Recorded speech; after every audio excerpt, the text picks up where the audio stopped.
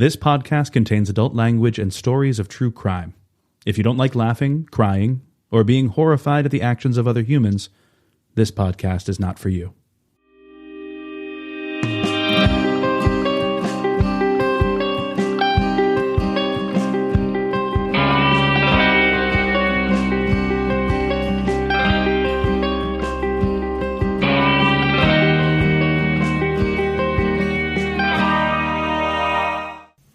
Solvers. This is Hi. Oh boy. Always. Someday. This is season 3, episode 18 of the show Resolved Mysteries. And on this show, many of you know, but we rewatch, recap, and give you the latest updates to cases featured on the television show Unsolved Mysteries. So this episode is also following season 3, episode 18, which you can watch many, many places now. I'm Eliza. I'm Alison. And I'm Karlin. And we're happy you're here. We have a humongous episode for you today. Yeah, we do. Very famous cases. Long segments, so buckle up. Buckle up. So for every review we receive, we donate $1 to a different organization, and this month's is GEMS, Girls Educational and Mentoring Services, which was suggested to us by our patron, Thomas G. So thank you, Thomas, and you can help us help GEMS out by leaving a review wherever you listen to your podcast. And we have lovely patrons to shout out. If you'd like to support us on Patreon, like the people you're about to hear their names, you will get access to ad-free episodes, 2 additional episodes a month, early access to listener short stacks, and goodies in the mail, honey. So you can go to patreon.com/Resolved Mysteries Podcast. And Allison, can you shout out our new patrons? Sure. We'd like to thank Christina D., Amber M., Derek S., Natalie K., Sophia S., Vanessa M., Victoria K., Carrie R., and Warren T. Thank you so much for your support, guys. We really appreciate it. Yeah, thank you. So before we get started, we want to remind you guys that we have a website, and it is pretty cool. Every episode that we post, we put up collages of photos of the segments that we cover. So it's some of the stuff that doesn't make it to Karlin's Instagram posts. And then we also have a page dedicated to all of the recommendations we give in Sharesies Feelsies with links out so that you can easily find the stuff that we talk about.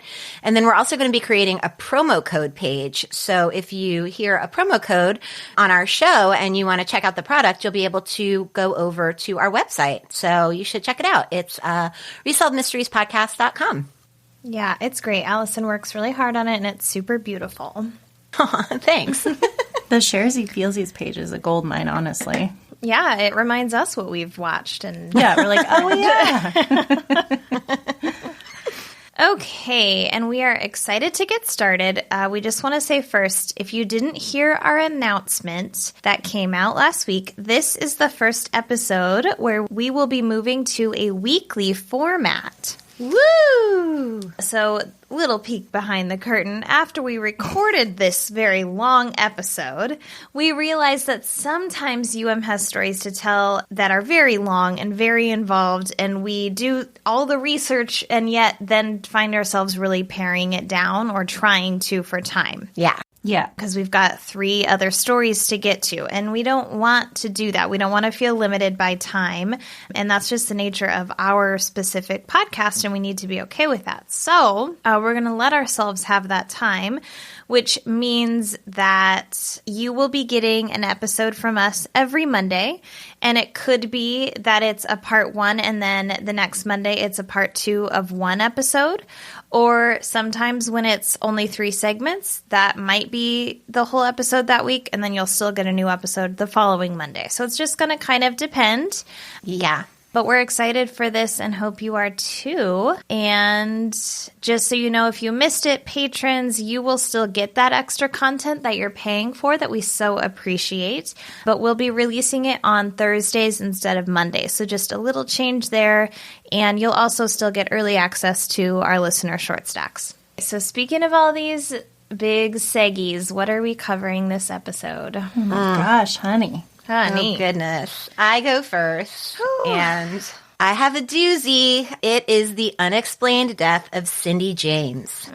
Yep, it's very well known. I would say like one of the top 3 most well known cases. Right? Yeah, that we've covered so far, for sure. It's gotta be. Yeah. So much so that I based the length of my segments around knowing that Alison was covering this case. Yes, exactly. And I had to because I was like, a lot of nothing matters as much as this. Totally. So the second segment is an unexplained seggy, and it is about Betty Cash and also Vicky Landrum. And I've got a legend segment of Butch Cassidy, which I wasn't excited about, but I've come around. Yay! Yes, neat. Yeah. Woo! I told you those legends are fun. Yeah, and I've got some things to share. Oh, I'm excited. Cool. And then the last one is a sweet little lost loves about Aletha Everts and her siblings. Cool. Okay, buckle up. All right.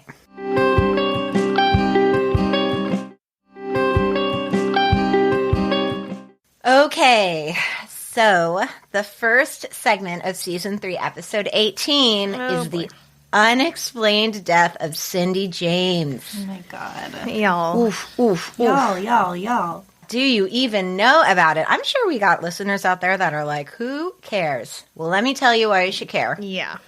Because this story is bananas. So the segment opens with a news report about a body being discovered. Stack says that on June 8th, 1989, in Richmond, a suburb of Vancouver, British Columbia, there was a discovery of a body in an abandoned house. The body was of a woman. Her hands were tied behind her back, and her hands were strapped to her feet with a rope or a cord. Stack says the dead woman was 44-year-old pediatric nurse Cindy James. She lived less than 2 miles from the spot where her body was found. Stack says that for 7 years, Cindy had been reporting that she was a victim of more than 100 separate incidents of harassment. 5 of them were physical attacks. The police first believed and then disbelieved Cindy's stories. However, Cindy's parents are convinced that Cindy was murdered.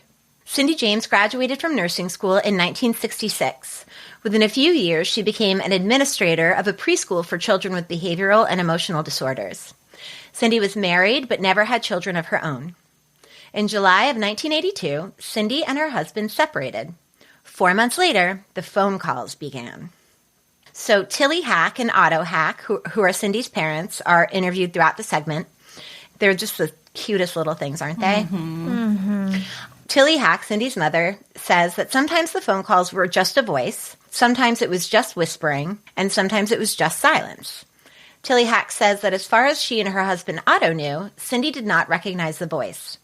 Otto then interjects and says that they have to qualify Tilly's statement by saying that Cindy was very reluctant to talk about what was happening to her right up until the end, and that they believe that she was withholding something extremely vital.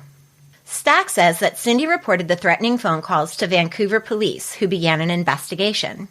Over the next 3 months, she said the harassment escalated. She said at night she heard prowlers. Her porch lights were smashed, and bizarre cut-and-paste notes began to appear on her doorstep. Agnes Woodcock, Cindy's friend, says that Cindy told her many times that the man wanted to scare her to death. Cindy told Agnes that the man didn't want to kill her. He simply wanted to scare her to death. So scary. So scary. Stack says that on January 27th, 1983, Agnes Woodcock dropped by Cindy's house for a visit. Agnes says that she knocked at the door, but there was no answer, so she assumed that Cindy was having a bath. Agnes says that she thought she heard something, but she wasn't sure what it was, so she went to investigate. Agnes found Cindy, quote, crunched down with a nylon stocking tied tightly around her neck. Cindy told Agnes that she had gone out to the garage to get a box, and just as she got to the garage, she turned and someone grabbed her from behind, and Cindy said all she saw were white sneakers. Stack says that Cindy was thoroughly frightened. She moved to a new house. Later, she painted her car and eventually changed her last name to James. Before she had changed her last name, it was Makepeace, her ex-husband's name. Okay. The police continued their investigation and questioned Cindy several times. Ozzy Caban, a private investigator that Cindy hired, tells us that Cindy wouldn't tell law enforcement the entire story. She would be evasive, she would withhold information, and she would not act as a normal victim would act. Caban says that he could see where a police officer would have a tremendous problem believing her story. Stack says that Cindy was asked to take a lie detector test. The results were inconclusive. Both times, the test results indicated that Cindy was withholding information. Tilly Hack says that Cindy told her after she was attacked that the man held a knife to her throat and said that if she talked, quote, her sister would be next and then your mother, so just keep quiet and don't tell anything. Stack says on January 30th, 1984, Ozzy Caban heard a strange sound over the two-way radio that he had given Cindy for security. So he went to Cindy's house, and Caban said that he went around the house and the house was locked. So he looked in a window, and he saw Cindy lying on the floor. Caban thought that Cindy was dead, so Caban, I think, kicks the door down. He runs in, and he finds Cindy on the floor, and there's a note pinned to her hand with a paring knife. Yes. I could not believe. Yeah. I could not believe. And I'll circle back to that, but I later read that the knife was wedged into the floor. Yeah, that's what it looked like. Like, they had to, yank the knife out. It went all the way through her hand, stabbed into the floor. That's what it looked like in the reenactment. Yeah. So Caban calls 911, and Cindy revives briefly and then was taken to a hospital. So he thought she was dead. She was unconscious. So Caban says that when he interviewed Cindy, she told him that she noticed a man coming through her front gate, and then the next thing she remembered, she was being hit on the side of the head with a piece of wood. Then she says she was held down, and she remembered a needle going into her arm. Neil Hall, a reporter for the Vancouver Sun, covered James's case for 2 years. He says that the Vancouver PD has spent over $500,000 in resources working on Cindy's 100 claims of harassment. Hall says there has never been a fingerprint, a witness sighting, or any corroboration that anyone has harassed James. He says that Cindy claims to have seen this person, or sometimes she says it was 2 or 3 people. He says this has been going on year after year after year. Stack says that after one of the attacks, the RCMP tape recorded their interview with Cindy. Tilly Hack says that she would beg Cindy to please tell her what was going on, but Cindy would say she couldn't because she was afraid for Tilly's safety. Stack says the threatening phone calls continued, but they were too short to trace. So police began to formulate a disturbing theory. Stack says, incredibly, they believe that Cindy had been organizing the harassment campaign against herself. Neil Hall says the police had 24-hour surveillance on Cindy's home for days on end, with up to 14 officers watching her. But when surveillance was on her house, an event would never happen. However, as soon as surveillance was taken off, of course, another incident would happen. Tilly says that when the police would watch the house, the person harassing Cindy would know they were there, so of course he would never do anything while they were watching. Stack says that on December 11th, 1985, Cindy was found dazed and semi-conscious, lying in a ditch 6 miles from her home. She was wearing a man's work boot and glove and suffering from hypothermia. Cuts and abrasions covered her entire body. Once again, a black nylon stocking had been tied tightly around her neck. And, once again, Cindy said she had no memory of how the attack happened, and police became more and more convinced that Cindy was somehow attacking herself. Otto Hack says that the police didn't investigate Cindy's death as a murder, but immediately zeroed in on Cindy taking her own life. Otto says he is very angry at the ineptitude and the bungling by the people who are supposed to protect citizens, and that they failed to prevent Cindy's death, and they weren't investigating her death properly. Stack says that several times Cindy asked Agnes Woodcock and her husband, Tom, to spend the night with her. One night, Cindy woke them up in the middle of the night and said she heard a noise downstairs. Tom said that he heard it too. He said it was a thump. So they go into the kitchen and they smell something burning. It turns out that her basement was on fire. And, oh, boy, does he just grab that door handle. Oh, I didn't even think about that. Supposed to do. Oh my gosh, yeah. And then bigger burn budget. That basement is so on fire when he opens the door. Yes. It's like an inferno. Yes. And at this point, you're like, if she's doing this, she's risking other people's lives now? Mm-hmm. Like, how? Okay. True. So Agnes ran to call the fire department, but the phone was dead because the line had been cut. So Tom ran out to get someone else to call, and he says that there was a man standing by the curb. He says he asked the man to call 911, but the man took off and ran away down the street. Stack says the police suspected once again that Cindy had staged the incident. Neil Hall says there were no fingerprints and there was no dust disturbed on the outside windowsills. But someone set the fires from inside the home, so the person would have had to have gotten through and then back out of a window. Hall also says that James claimed that she was out walking her dog late at night after she was attacked that night. And Hall asks why James would go out walking the dog alone at 3 a.m. if they had just been attacked. That he says, was a big point. Yeah. He says it doesn't make any sense. No. Who in their right fucking mind, if they've been stalked for years, is going to go walk their dog at 3 a.m.? Exactly. Yeah, like we haven't been stalked, and I'm not going I would out never, past 9 p.m. No. Yeah, there's a couple more incidents like that I'll get to, but there's a couple times where you're like, what? Mm-hmm. It just doesn't add up sometimes. And sometimes in the telling of it, it's like, when you think about the one side, if she is being stalked, it's like, yeah, it's not right that this person is taking her life away. Like, I would find myself thinking about it like that. And sure. Like, she shouldn't have to hide. But then there's other times where it's like 3 a.m. is excessive for anyone, whether they're a victim already or not. Mm-hmm. Yeah. Stack says that Cindy's doctor, Alan Colony, committed her to a local psychiatric ward. Her doctor believed that she was being harassed, but feared that she was becoming suicidal. Connolly says that the thing Cindy found most difficult was that people didn't believe her. He says that she was always doubted, and she knew she was doubted, and that was what, quote, slowly drove her crazy, the fact that she wasn't believed. And I noted that it was very strange. You don't usually hear a psychologist say the word crazy. Yeah. I don't think they're supposed to do that. That wasn't a great moment. So Stack tells us that 10 weeks after she was committed, Cindy left the hospital. She finally admitted to her family and friends that she had been withholding information. Otto Hack says that she told him she knew who the perpetrator was and that if police couldn't solve the case, she would solve it for them. Agnes Woodcock says that Cindy told her that she would tell her everything when it was all over.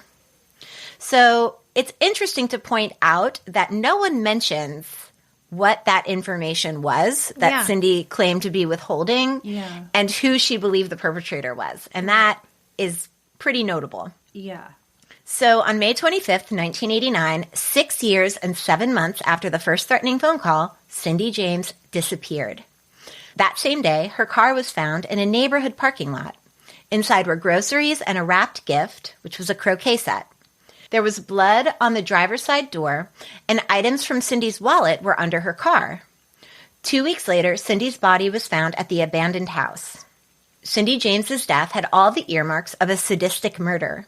Her hands and feet were bound around her back, and a black nylon stocking was tied tightly around her neck.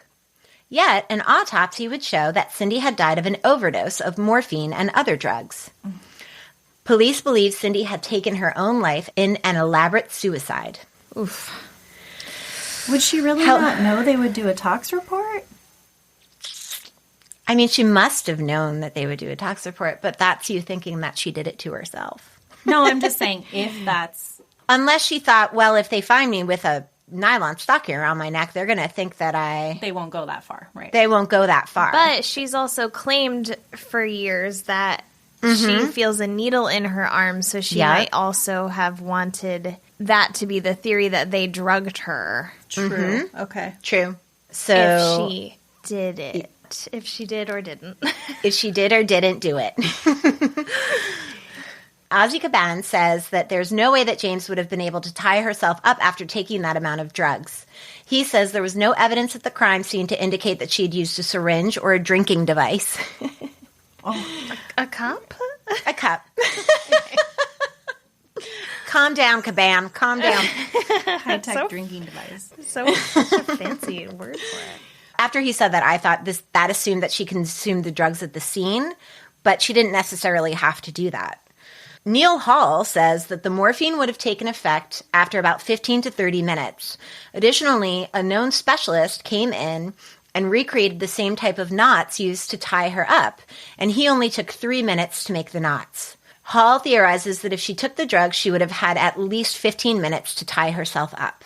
Tilly says that Cindy was a very proud person and that if she were going to take her own life, she would, quote, take the dog, dress herself up properly, and get on the bed, and that's how she would commit suicide, which is a really strange thing to say. Very strange. The way the parents speak throughout this whole thing is very weird. They're speaking with a level of authority while also admitting that they didn't have a lot of information. Yeah. So they're saying, this is how it would be, and this is how it is. And then at the same time, they're saying, well, she didn't tell us anything, and she was withholding information. Yeah. It doesn't really seem like they were that close with her. And I read her parents were really, really strict with her and her sister. So I don't think that they were that close. No, and they didn't seem super warm. No. So Stack says, at the coroner's inquest, the theory was raised that perhaps Cindy suffered from multiple personality disorder and that one of her personalities was trying to destroy the other. MPD is now known as dissociative identity disorder, or DID, so that's how we're going to refer to it. Dr. Alan Connolly says that he saw Cindy in both conversational and hypnotic states. There was never any evidence that she had multiple personalities. He says the doctors who speculated that were looking to explain something that can't be explained, and, quote, who can argue with multiple personality disorder? I would venture to guess the other personalities. Girl. I mean, true. No disrespect. Otto Hack agrees with the doctor. He basically says that he and his wife have known Cindy all of her life, and she has never shown signs of DID, and that they knew her under many different circumstances at many different times. He says there is no question that she was not mentally ill. Yeah, and I think, because when they brought that point up, I was like, oh, interesting. And then I was like, no. I've watched so many things about this that I know you cannot hide it for a long time. Oh, really? I don't know much about it. There are going to be events where you have no control, and, you can't just, turn it off when you want to turn it off. Oh, interesting. Okay, that's good to know.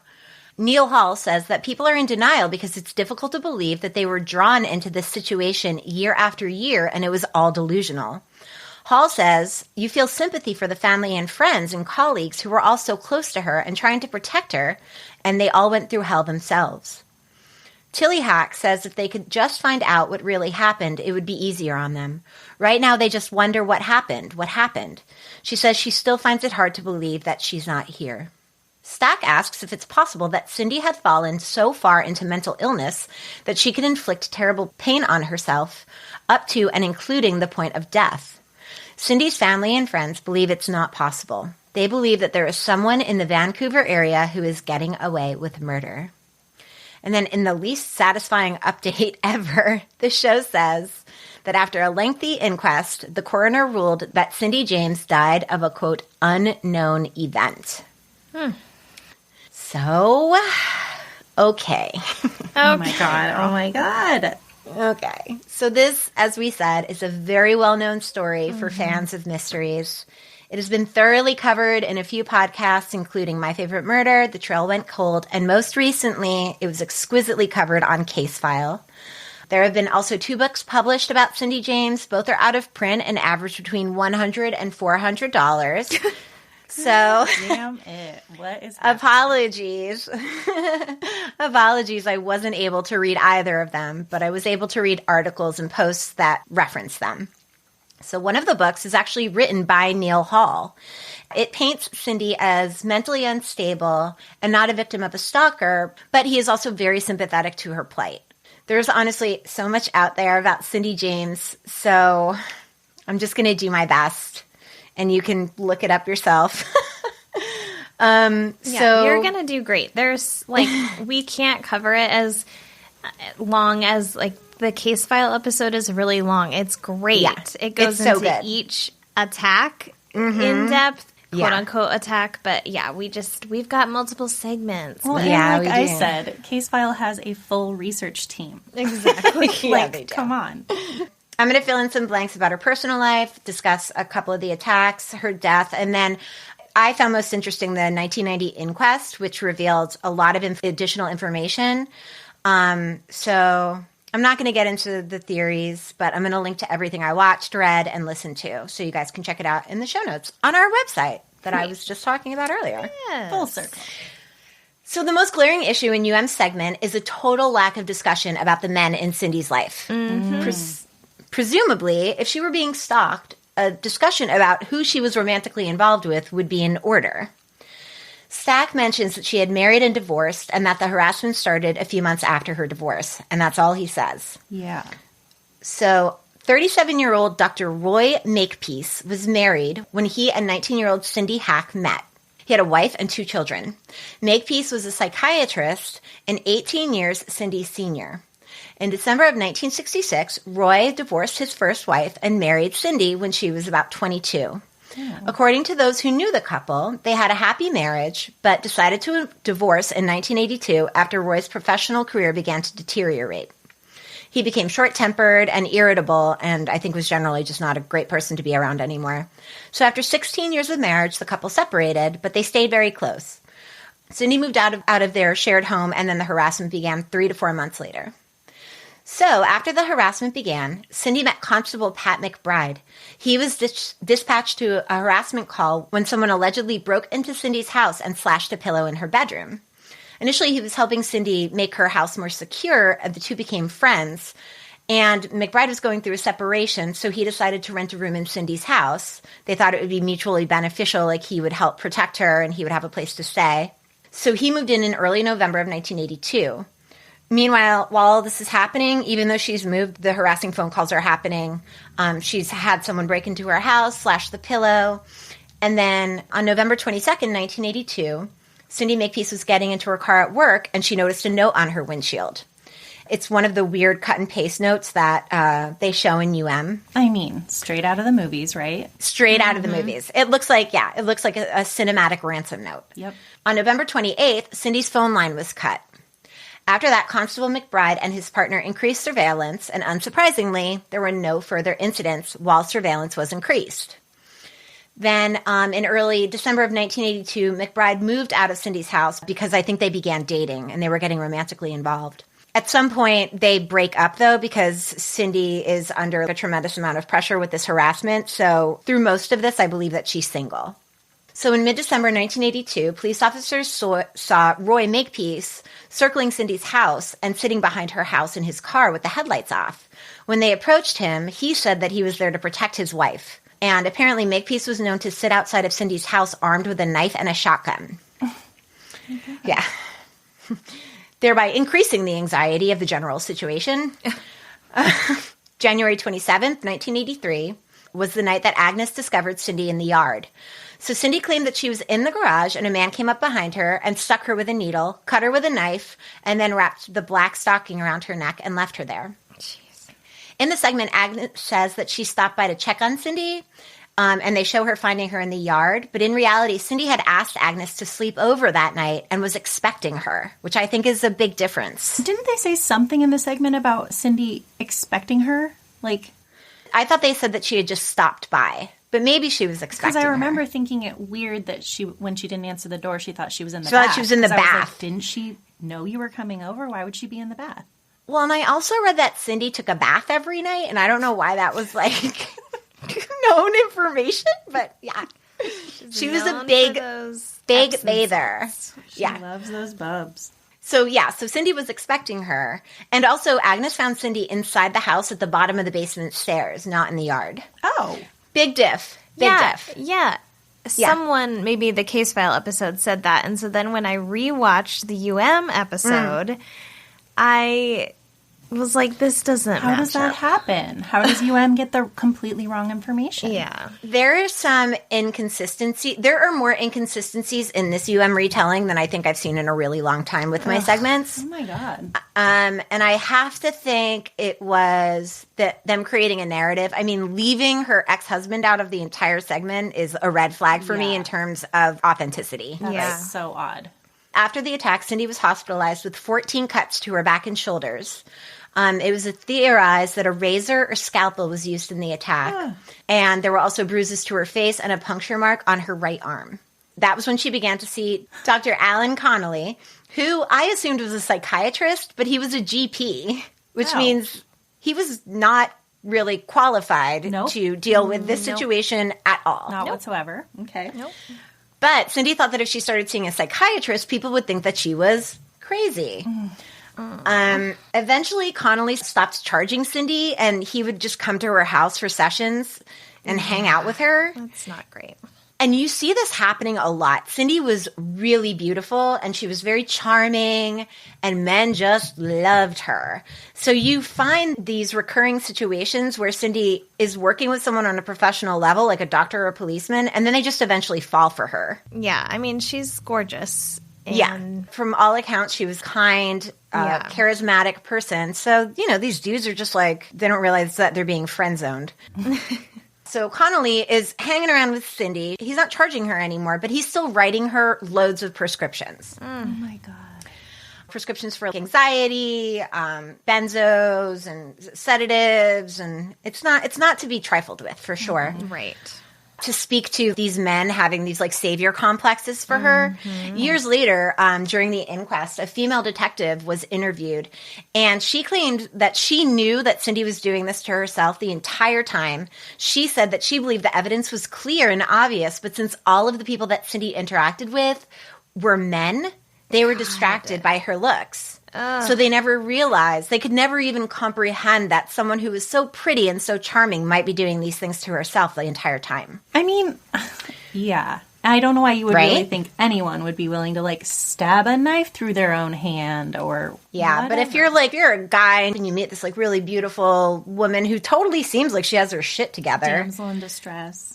Damsel in distress, she's a pediatric nurse. I mean, she's Lady Madonna, basically. Yeah. You're going to have a little bit of a blind spot for her, I think, for sure. Well, and it's the flip side of not believing women, though, too. Like, Right. then they fully did believe her, and sometimes we need more of that. We could use a little bit more of that sprinkled around and not totally dedicated to Cindy James. Like, she shouldn't get it all. After the attack in the garage, Detective David Boyer Smith was assigned to the investigation, and he interviewed Roy Makepeace, who at this point was the main suspect, but he had an alibi. At this point, like we saw in the segment, Cindy moves to another house after the garage attack, but shortly after she moves, she starts receiving more cut and paste letters. She's receiving them at work. She's receiving them at home. She's also now receiving phone calls both at home and at work. So on October 15th, 1983, Cindy found a dead cat in her yard with a note that said, "You're next." Yeah, that's horrifying. Over the course of the 6 years or 7 years, I think there were between 3 and 5 dead cats left on her porch. And did anyone else see the cats? Nobody sees anything. Okay. 'cause- And if they do see evidence, Cindy destroys it. Right. Like the pillow that was stabbed. Like, yes, exactly. Oh my God. A month after she receives the dead cat, she hires Ozzy Caban. She felt like the Vancouver PD wasn't taking her seriously, and Ozzy was the one that gave her the two-way radio with the panic button that was mentioned in the segment. Which is such a weird... Well, I mean, think about it. If your phone lines are being cut all of the time, Yeah. and there's no cell phones, that two-way radio was actually kind of a brilliant idea. But wait, but he was just a detective, right? He was a PI, yeah. Yeah, so, I mean, it's not even, like, really the best...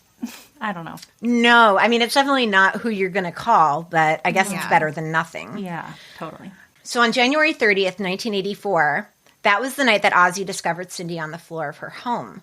So like I said, when Ozzy got into the house, he broke down the door. He thought Cindy was dead. She had a big bump on her head, and that note was stuck into her hand. The note was also cut and paste, and it said, "Now you must die."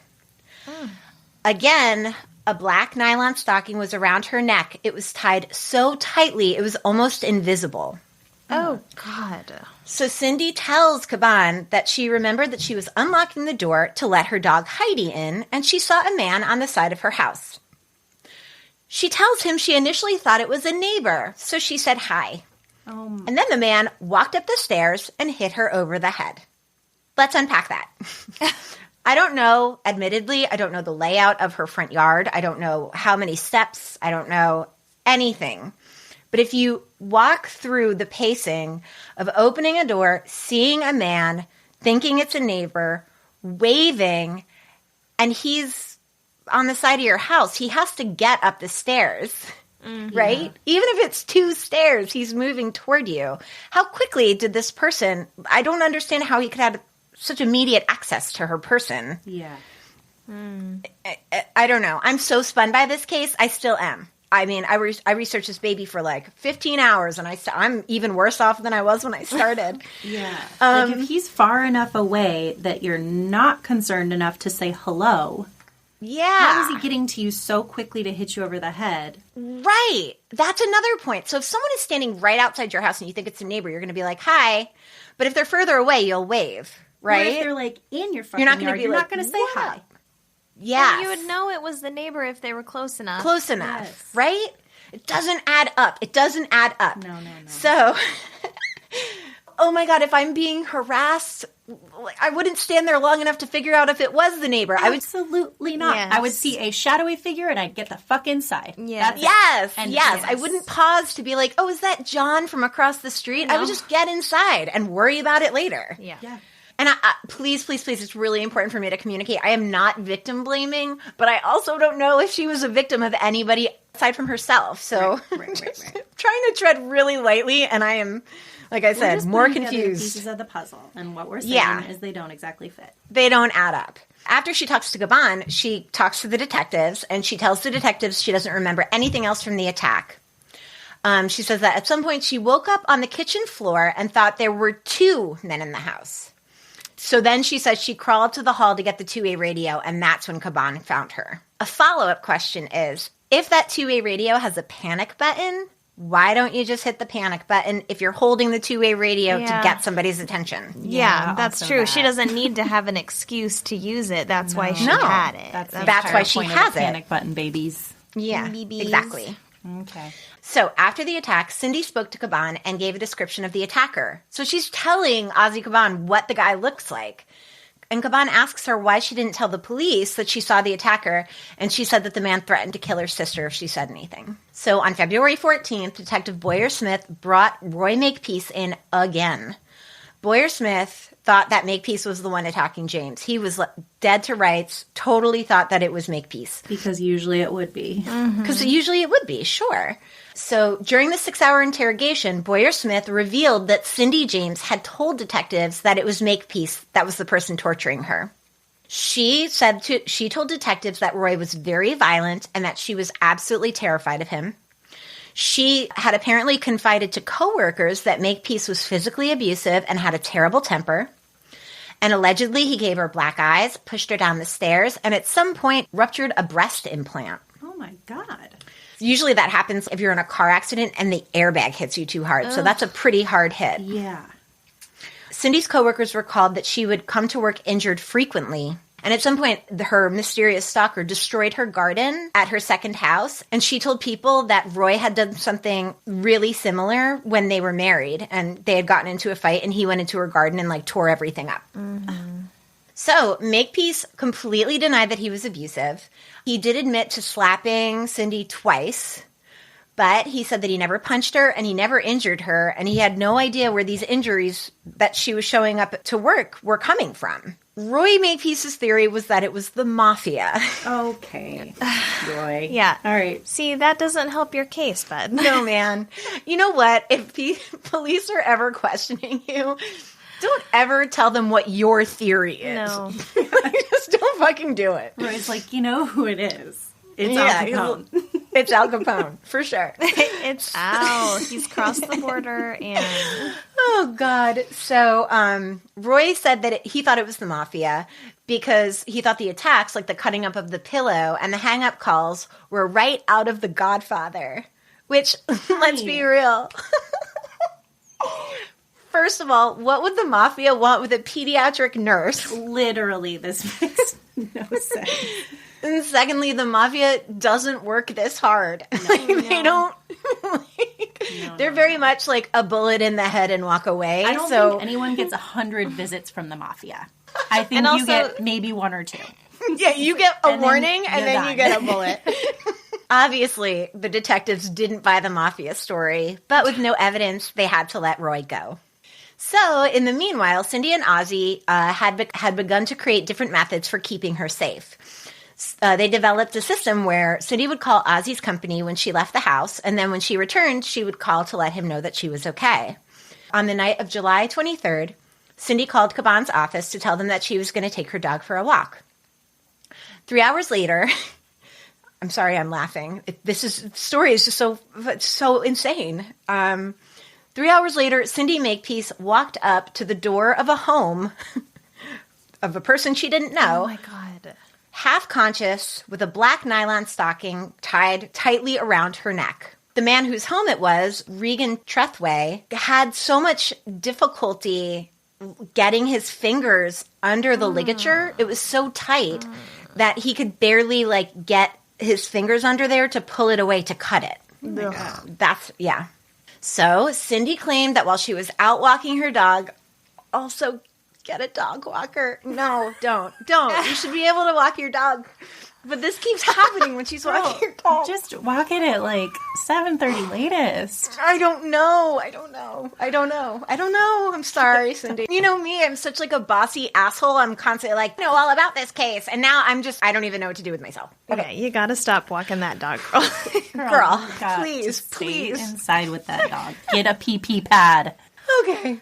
So Cindy claimed that she was walking her dog. A green van pulled up beside her, and a man with long dark hair, glasses, and a big beard, and a blonde woman, so now there's a blonde woman involved, asked her for directions.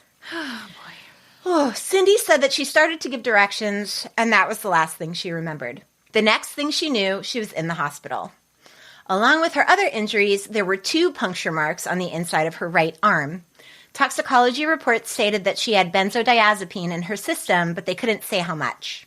She also had a prescription for benzodiazepine. Yep. Okay, so after this attack, Cindy agreed to be put under hypnosis to try to help her remember what happened to her. While under hypnosis, Cindy was able to remember the make and model of the van and describe it. I'm going to keep saying, this is where it gets weird. This is where it gets weird again. She also said that she was dragged into the van and that there were several people in the van. Oh, my. She's just too much. Honey. Too much. So a group of people want to torture her like this now. She's sort of implying that she's not being stalked by one person or 2 people. Now it's several people. Then things get even more bananas. So on October 2nd, 1983, while under hypnosis, Cindy Makepeace told detectives that she had seen Roy Makepeace kill 2 people in 1971. Yeah, is this the boat thing? Honey. She claimed that one day she and Roy were on Roy's boat, the Peacemaker, Ew. visiting the Gulf Islands off the coast of Vancouver. Cindy claimed that Roy had gone on land to look at some property, and Cindy had stayed on the boat. Cindy said that she heard screaming, so she went onto the island to investigate. She said she saw a small cottage, walked in, and saw a man and woman both dead on the floor, and Roy standing over them holding a bloody knife. She said she ran from the cabin. Roy chased her. He grabbed her and slapped her. And then the next thing she remembered, she was sitting on a bed while Roy was hacking up the bodies. Oh, my God. Then he threw the body parts into the ocean.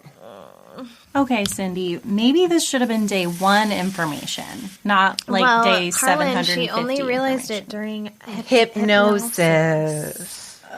So what could possibly be the explanation for this? I mean, it had to have been some sort of false memories because we've seen that's happened before, especially in the 80s. Right. Or she's making it up and she's now escalating Roy's behavior to multiple murder. Murder, dismemberment, putting bodies in the ocean, all of it. The really strange thing to me, too, is that she claimed that this had happened 4 years prior. And I don't know, I'm not speaking to repressed trauma. I don't know that much about it. But when you do hear about it, especially through the veins of true crime, it's usually someone who was a child and who has a memory and remembers bits and pieces of the memory. Not 4 years before. It's not like this happened decades prior. Right. It's just to be able to repress a memory like that. I don't know. I don't know. Okay. So Cindy, of course the cops are like, yeah, okay, Yeah, he did it. They think that it's Roy. I mean, they already do. So now they're just like, they've got boners for this. They love it. Yeah.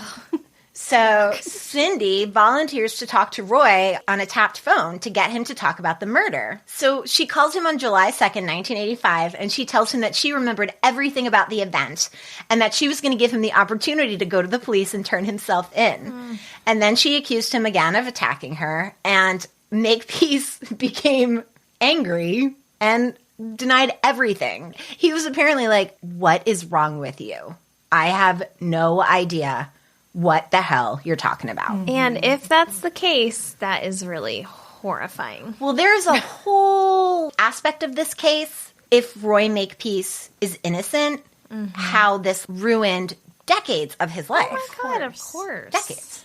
So after the last attack, where she shows up at that guy's house, all was quiet for about 6 months. And then on December 11th, 1985, Cindy left her job at the hospital to go to lunch, and she never came back. As we saw in the reenactment, Cindy was found that evening on the side of the road with a black stocking around her neck. Cindy had scratches on her neck, legs, back, and chest, a bruise to her forehead, and a needle mark in her arm. Once again, Cindy told police that she was unable to remember anything about the attack. So after this attack, Cindy became withdrawn. She wasn't sleeping or eating, and her friends and coworkers became concerned. After this attack, Cindy moved again, this time to Richmond, which is the suburb of Vancouver. Her friends wanted her to live in an apartment building, thinking that she would be safer in a building with security and like a doorman. And a lot of other people. A lot of other people to maybe witness the things that are happening to her. But Cindy continued to insist that she needed a place with a yard so she could garden. Again, if she's being victimized, she has every right to want to continue gardening. Yeah. That's her right. So 4 months after the last attack, now we're in April 12th of 1986, Agnes and Tom Woodcock came to stay the night. And this is the night we see in the reenactment with the fire in the basement, mysterious man on the street. Cindy blamed Roy Makepeace for the fire, apparently, even though Makepeace was in South Africa at the time. Oh. And there were no signs of forced entry to the home. So apparently after the fire, Cindy became even more depressed, which is when Dr. Connolly had her admitted to St. Paul's psychiatric unit. Cindy began to improve, and after 10 weeks, she was released. So one of the first things that Cindy did after leaving St. Paul's was divorce Roy Makepeace, because at this point, they're still married. Oh, my God. She changed her last name from Makepeace to James. Apparently, the name James didn't have any connection to Cindy whatsoever, no emotional connection. She just liked the way it sounded. So, yeah. In 1988, Cindy began receiving hang-up phone calls again. On October 8th, 1988, Roy Makepeace claimed that two men tried to get into his apartment to attack him. Then, 2 days later, a message was left on the answering machine. The message said, "Cindy, dead, meet soon." So a caveman left the message. Okay, so I'm going to play the message for you.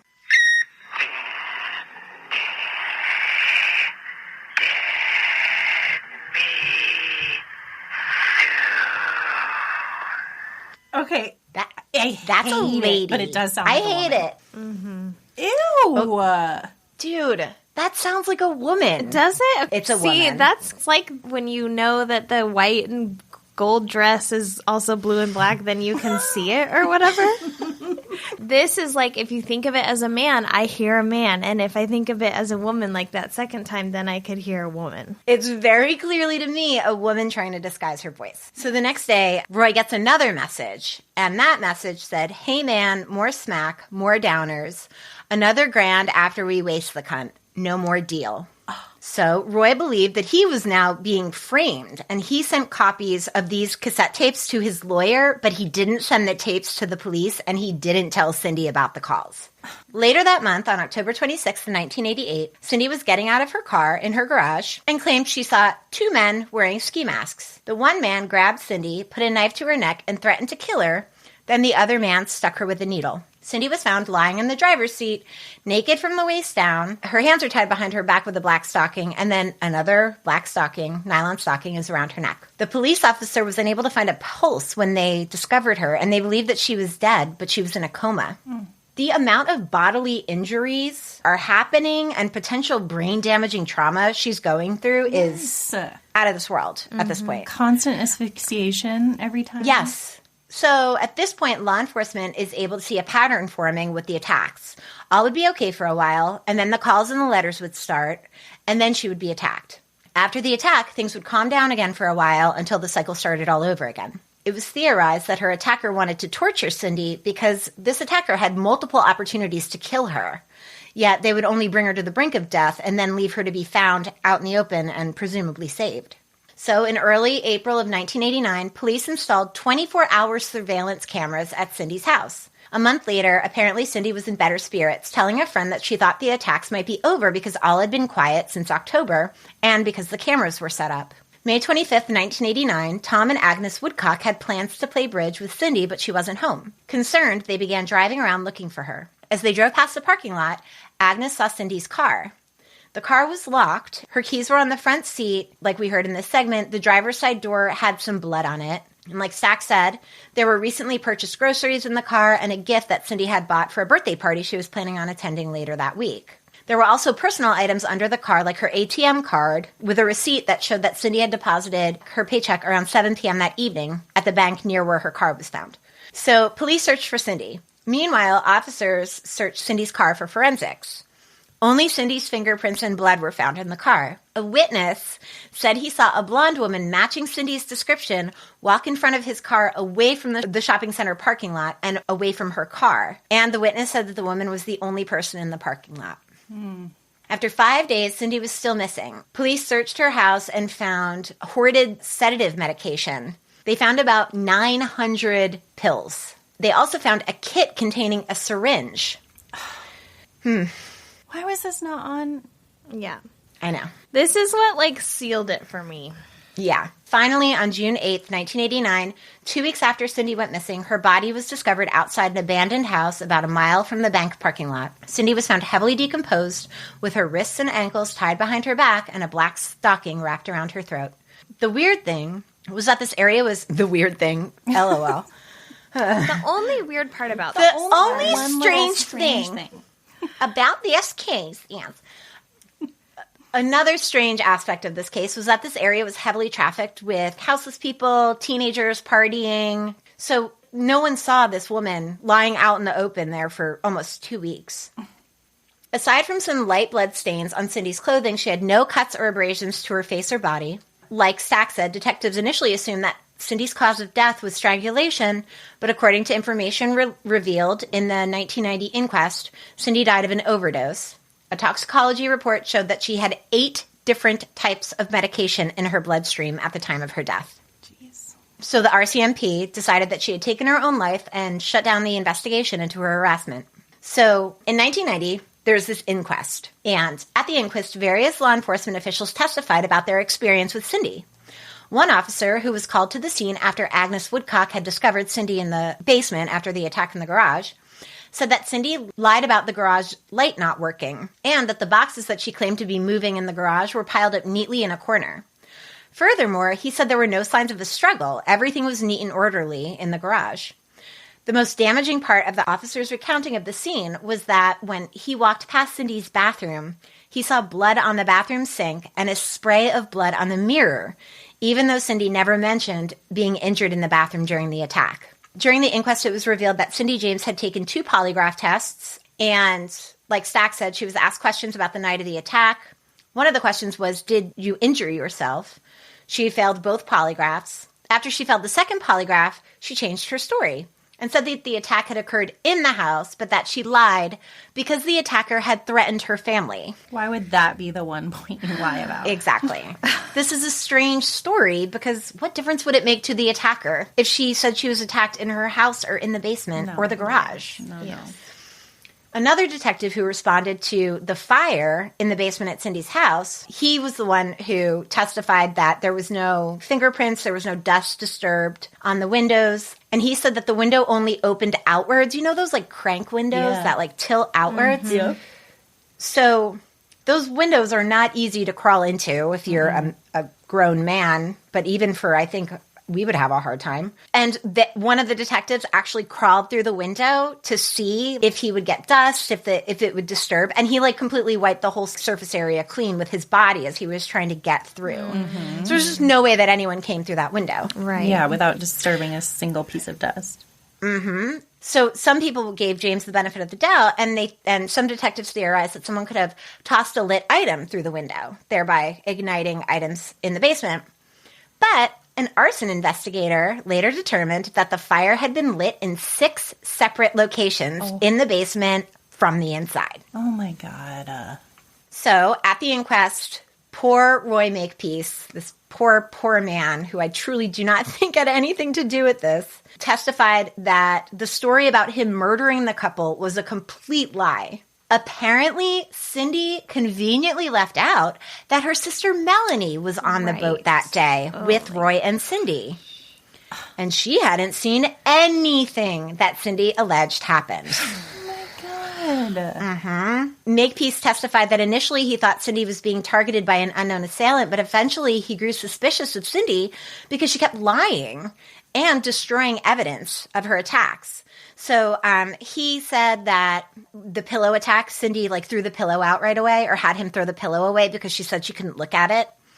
And then there was another instance where there was a broken light bulb after an attack. And Roy was like, oh my gosh, we need to not touch that. We have to leave it for the police. There might be fingerprints on it. And Cindy swept it up and threw it away. Roy testified that he believed that Cindy had dissociative identity disorder and was doing all of this to herself without realizing she was doing it. And Roy touched on the fact that Cindy was never treated by an actual psychiatrist, just a GP who knew nothing about DID. So the inquest also focused on the day of Cindy's disappearance. She was seen by friends and coworkers earlier in the day, and she appeared upbeat and excited. She had gotten a makeover at a local mall and was wearing a new outfit. People commented that she looked great and seemed very happy. Investigators argued that Cindy was in such a great mood because she had formulated a plan and decided to take her life, which is something that does happen. That is a thing, yeah. Yeah. Investigators, this is another, like, oh my God. Investigators noted that the groceries that Cindy had purchased were all non-perishable. And upon further investigation, it was revealed that Cindy had purchased a pair of nylon stockings and took them out of the grocery bag before she left the car in the parking lot. The ATM card also appeared to have been specifically placed there because when it was discovered, the bank receipt was wrapped around it. And detectives said that if the card had been dropped, the receipt would have fallen off the card, especially during a struggle. Detectives theorized that sometime after abandoning her car, Cindy consumed 20 to 80 flurazepam pills and liquid morphine. Wow. This would have given her about 20 minutes before the drugs kicked in and knocked her out. So they believe in that 20-minute window, Cindy walked to the house, laid down her coat, got on top of it, hogtied herself, wrapped the stocking around her throat, and then lost consciousness. And like Neil said in the segment, they brought in a knot-tying expert to tie himself up, and he did it in about 3 minutes. The expert also testified that the ligatures found on Cindy were loose enough to slip on and off. And the knots on the ligatures were also the same kind of knots that Cindy used to tie her shoelaces. Oh my God. So they were like not like a normal knot. She used this like different weird knot, and they were the same type of knot. Oh my God, that's huge. That's huge. not good. And detectives also theorized that the puncture wound that Cindy always had on her arm was created by Cindy, who had used the syringe to draw blood to leave around the scenes of the attack. Yes. Oh my God. In this case, the driver's side door of the car.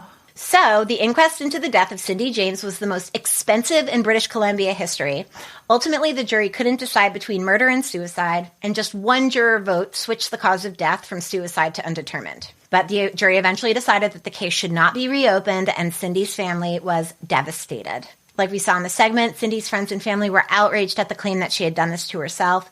They claim that they had witnessed phone calls and mystery men lurking around. They also claimed that Cindy was right-handed and could not have injected herself.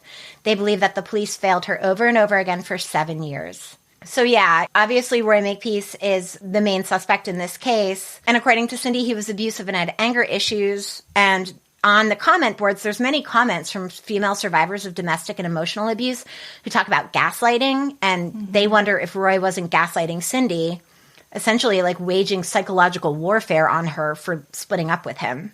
Other commenters argue who better than a psychiatrist to drive someone insane. That harassment did start just a few months after they separated, and initially the experience did bring them closer together again. But the phone calls were analyzed, and the person who analyzed the calls said that there were clear similarities between the voice in the machine and Cindy James's voice. So it's like, was Cindy actually the one harassing Roy? Is this like a whole big plot to get back at Roy for the dissolution of their marriage? I don't know. And poor Roy, I mean, like I said, if he wasn't involved, he received harassing phone calls and letters. He became increasingly paranoid. He slept with a rifle. He wouldn't let anybody into his building unless they used a specific way of buzzing his buzzer. So his friends had to learn Morse code for the letter R, and they would buzz that pattern in, and then he would, like, let them in. Wow. He became afraid of the police. He didn't report any of the harassment that was happening to him. And he was a basket case for all of the years that Cindy was being attacked. Oh, my God. And I read that Makepeace passed away in 2013. And then the other argument was it Cindy? Like, and why? Yeah, like, is this some genre of Munchausen where you're like... Yes. It could be. You need that attention. Yeah. When you and I talked to Jamie and Jake from Strictly Stalking, Karlin, they like taught us a little bit about stalking, and they told us that a lot of the people that they talk to, they don't even have any idea who's stalking them. Yeah. So it's entirely possible that Cindy had a stalker that she didn't know, but for that stalker then to recruit other people to help him stalk her. A van full of people. A van full of people. No. I don't know. It doesn't jive. No. And, I mean, part of me doesn't want to believe anything about this case because it's so tragic. But I think there is an argument for the DID. Even though DID is really rare, it's only 0.01 to 1% of the general population. But this happened to somebody else. So I read an article in the Wichita Eagle. It was written in 2019. I'll link to it. But in the late 1970s and early 80s, a woman named Ruth Finley was being harassed by an individual who referred to themselves as, quote, the poet. The purported harassment by the poet started in 1978. Finley reported to police that in addition to the hundreds of poetic letters threatening physical harm and extorting money, she was the victim of cut phone lines on Christmas Eve, a Christmas wreath set on fire, a kidnapping, a 12-inch butcher knife at her workplace, and receiving Molotov cocktails, chunks of concrete, a bottle of urine, and a jar of feces. Oh, my God. Oh, God. She was hospitalized after she was stabbed 3 times with an ice pick in a parking lot in August of 1979. But when the poet began writing threatening letters to the wife of Police Chief Richard Lemoyen, he took over the case. And he suspected that either Finley or her husband was behind the poet and devised a plan. So the case came to a surprising conclusion when in 1981, police photographed Finley mailing one of the poet's letters to herself. She admitted the hoax to investigators, including stabbing herself in the mall parking lot. She had apparently unknowingly been tormenting herself as a result of psychiatric problems stemming from a childhood of horrific physical and sexual abuse. Oh, Yeah. God. She spent 6 years in therapy working with psychiatrist Andrew Pickens, exploring the repeated sexual abuse she suffered as a little girl in Missouri. She had been raped by a neighbor when she was just 3 years old. Oh, my God. And her doctor said that the childhood experiences likely led to the creation of the poet.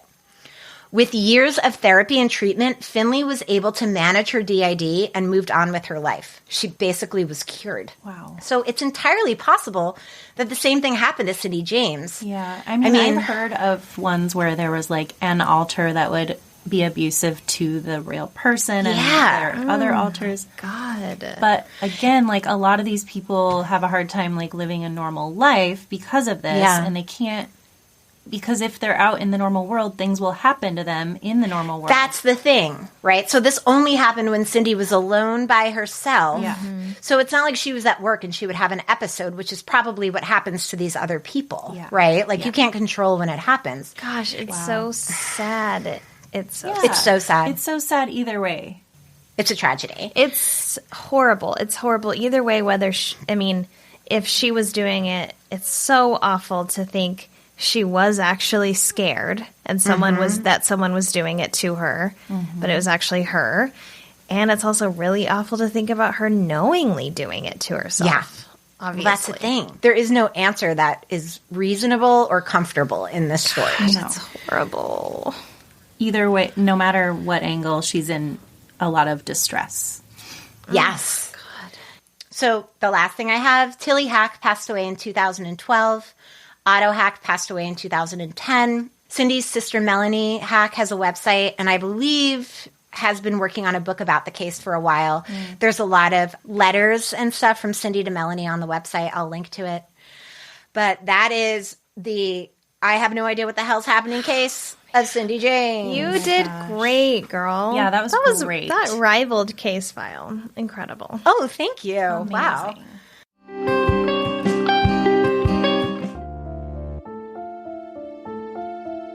Hi, I'm Ashley Smith. I live in Seattle, and I'm the host of a new podcast called Washed Away.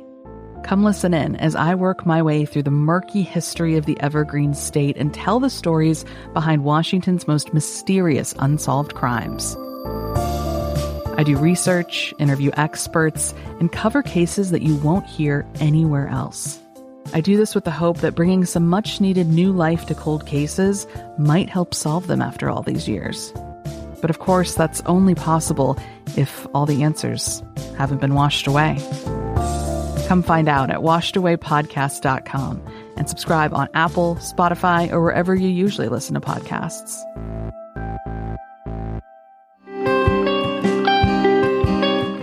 So now we have the unexplained segment about Betty Cash and Vicki Landrum. December 29th, 1980, on State Road 1485 on the outskirts of Houston, Texas. At around 9 p.m., Betty Cash, Vicki Landrum, and Vicki's 7-year-old grandson Colby were returning home from dinner. So the reenactment of the three of them driving in the car, Vicki right away is a honey. She loved dinner. She had a great time, and we all know about it. Loved dinner. She really did. She's so cute.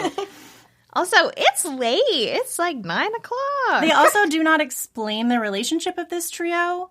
Right. Oh, yeah. Other than Colby being Vicki's grandson, they're not related. They're just friends, which is interesting because there's like a big age gap there. So I thought they were family, but they're not. Huh. Yeah, I did think that the younger woman was his mom, maybe. Yeah, she's not. Okay. So, so they're driving along, and Colby goes, "Mama, what's that light?" And Mama, like M-A-W, like grandma. Mama, what's that light? The two women look ahead, and there's a very bright light on the horizon. And she's like, "I don't know. Is that an airplane?" Like, it's kind of like in the sky. They know they're going towards it, but it's also kind of coming towards them.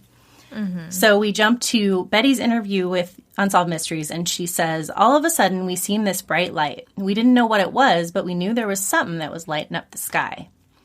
So the grandmother, Vicki, who is also a cutie in real life, they did a great job casting for her, explains they watched it as they drove, and it seemed like they were getting closer to it. She says they could see it through the trees, so sometimes they'd lose it, and then they'd see it again, and as they got closer, she realized it could not be a plane. Then, suddenly, in the reenactment, they're also hearing something really loud. So little Colby is, like, covering his ears, and he's like, "What's that sound?" And Betty is saying, "I can hardly see to drive." And I'm like, well, why are you guys still going forward then? Like, I know, stop. This seems really scary. Why are you driving into the face of it? So Betty says that they could feel the heat when all of a sudden Vicki screamed for her to stop driving. So Betty stops the car and Vicki flies forward, putting her hand on the dashboard, and it makes an imprint. What? Ooh, I love this segment. And then they do not explain that further. She just said, Vicki flew forward and her handprint was, quote, embedded into the dash of the car. What? But she does not explain what she means. Right. Like, is that saying it was so hard of a hit that it imprinted? Or is it that something with the heat? The heat melted the dashboard? Yeah. So Betty is suddenly like tunnel vision with this light. Like, she needs to go near it and she needs to like be inside of it. So she's like, what is happening? Despite the fact that it's really hot and Vicki's damn hand just got imprinted on the dashboard, she needs to get out and walk towards it. So she gets out and walks towards the front of the car, and then like the reenactment they do is pretty cool. Like it's like a shot from behind her and the car walking towards this thing, and it's this giant thing hovering in the sky like 20 to 30 feet above the ground in front of their car, and it's almost like it's looking at them. So it's very Close Encounters of the Third Kind. Yes, very much inspired. so. Like, we'll absolutely do a screen grab of that moment because it was cool. So Betty describes what they saw. Quote, "It was a diamond-shaped object, 4 points, but the one at the top was rounded and so were the sides. Then at the bottom, flames were shooting out. The heat was tremendous. I just felt like I was burning from the inside out."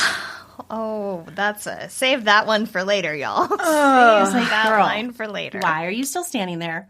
Why did you get out of the car? Why did you walk closer to it? Doesn't it seem like she's in like a trance or something? That's like what I it was just saying, seems like tunnel what the vision. hell? Yeah. So meanwhile, Vicky is like holding Colby. She's like shielding him with her body. And she's yelling. She's the voice of reason. She's like, "Betty, we should get out of here." She's like, "You crazy bitch. What are you doing?" Seriously. Betty says, "I was horrified. I was actually afraid, really, to move." So Betty says when she reached for the door handle of the car, it was so hot she couldn't even touch it. So in the reenactment, she's like, like gets burned, and then she like uses her jacket to open the handle. Betty says, "I was more than scared." And in the reenactment, the UFO finally starts like rising up and flying away. And she says, "The only thing I was thinking was, are we going to get out of here alive?" So Robert Stack tells us that just moments later, a, quote, large squadron of helicopters descended on the area. Yeah, that's the weirdest part. Vicky says they were large helicopters that had, well, in her little, like, southern lingo, they was the large helicopters that has the double rotaries on them. So she's talking about those ones where there's, like, propellers in the front and the back.